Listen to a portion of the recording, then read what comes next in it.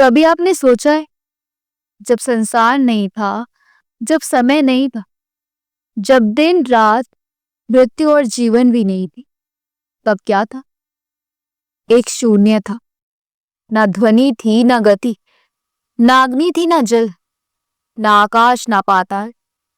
बस एक ही सत्ता थी, परम पुरुष नारायण श्री हरि, जो अनंत शांति में, योग निद्रा में स्थित थे।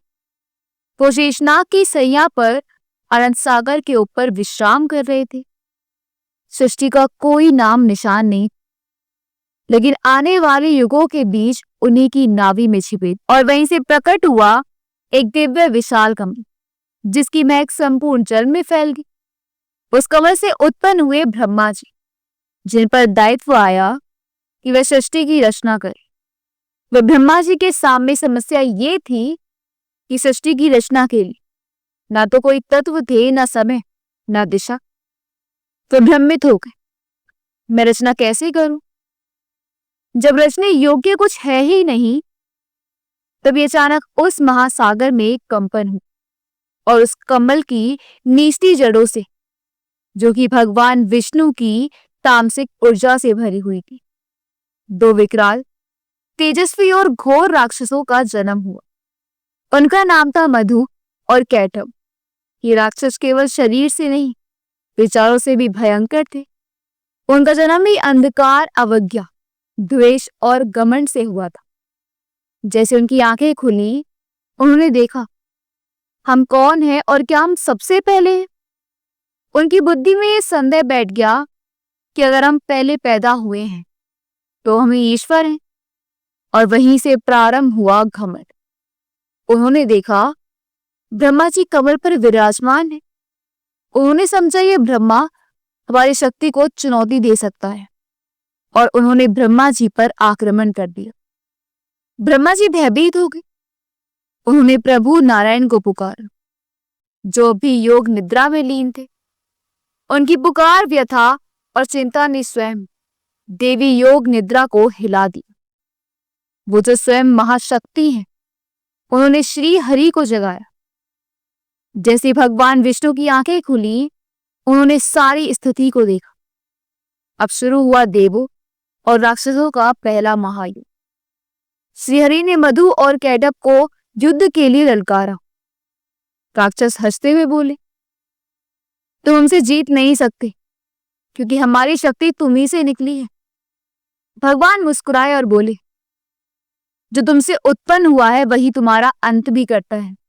यही सृष्टि का नियम है। और फिर शुरू हुआ युद्ध। दिन रात, युगों तक युद्ध चलता रहा।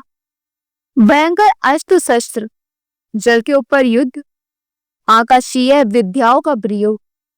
कभी श्री हरि आगे तो कभी दोनों राक्षस। मधु और कैटभ एक रहस्यपूर्ण शक्ति से फिर से जीवित हो जाते। विष्णु जी ने समझा इनका जन्म मेरा ही तामसिक शक्ति से हुआ है, और इसी कारण इनका अंत सामान्य रूप से नहीं हो सकता। अब भगवान ने एक युक्ति अपनाई। उन्होंने भक्ति और विनम्रता का जाल बुना। उन्होंने उन दोनों से कहा, तुम दोनों वीर हो, तुम्हारे युद्ध से मैं प्रसन्न हूं, मांगो, मैं वर दूंगा। मधु और कैटभ हंसे, आपसे वर लेंगे? अच्छा, तो आप हमें तभी मार सकते हैं जब हम स्वयं अनुमति देंगे। विष्णु जी बोले, तथास्तु। अब बताओ कहां मरना चाहते हो? दोनों दैत्य चारों ओर देखने लगे। हर दिशा में जल ही जल था, कोई ठोस भूमि नहीं थी। वह बोली, हम नहीं चाहते कि हमारा वध जल में हो, क्योंकि यही हमारी शक्ति है। श्रीहरि ने मुस्कुराकर कहा, तो फिर मेरी जंघाओं पर आ जाओ। और जैसे ही वे जंघाओं पर आए, श्रीहरि ने सुदर्शन चक्र चलाया और उन दोनों का वध कर दिया। यही वह क्षण थे जब अहंकार का अंत हुआ और प्रकृति में संतुलन की स्थापना हुई। उनके वध के बाद ही ब्रह्मा जी निश्चित हुए और उन्होंने सृष्टि की रचना आरंभ की। मधु और कैटभ के शरीर से जो तत्व निकले, वही धरणी, जल और अग्नि के रूप में सृष्टि के मूलभूत तत्व बने। इस कथा से क्या सीख मिलती है?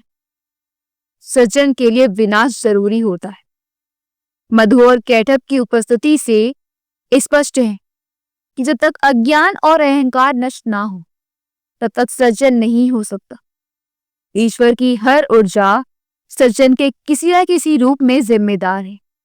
भले ही तामसिक ऊर्जा नकारात्मक दिखे, पर वही विनाश करती है, जिससे नया जन्म संभव होता है। अहंकार का अंत केवल विनम्रता से होता है। जैसे भगवान ने मधु कैटभ का अंत वर देकर किया, वैसे हम भी अपने जीवन के दैत्य क्रोध, लोभ, मोह को केवल समर्पण से जीत सकते हैं। शास्त्रों के अनुसार इस कथा के श्रवण मात्र से शुद्धि की प्राप्ति होती है। कहा जाता है जो भी इस कथा को ध्यान से सुनता है उसका अंत है करण भी शांत हो जाता है। जो अपने भीतर की नकारात्मक शक्तियों को पहचान ले वह धीरे धीरे आत्मा की ओर अग्रसर हो जाता है। अगर आपको यह अद्भुत कथा पसंद आई हो, अगर आपने भी अनुभव किया हो कि हर विनाश एक नए सृजन की शुरुआत है, तो इस प्रयास को आगे बढ़ाने के लिए कृपया हमारे चैनल को सब्सक्राइब करें, घंटी को जरूर दबाएं, ताकि हर नई कथा, हर आध्यात्मिक अनुभव आप तक समय पर पहुंचे। आपका एक सब्सक्राइब हमारी आस्था को नई उड़ान देता है। भक्ति की धारा बहती रहे। कान्हा की दासी के साथ।